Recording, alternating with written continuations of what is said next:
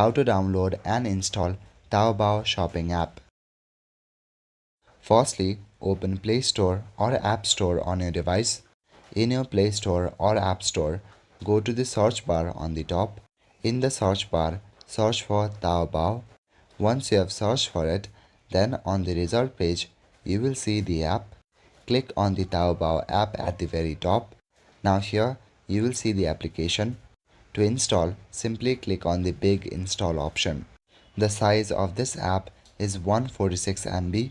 If you don't see this application on Play Store, then you can even install this using your web browser. Open Chrome or any other web browser that you prefer. At the top, go to the search bar and search for Taobao. Now here also, you will see a big install app option. If you also don't see that app, then you can even use this website. Now from the website also, you can download the application. At the very bottom, you should see the option called App. Click on the App option. Now you will be redirected to Google Play.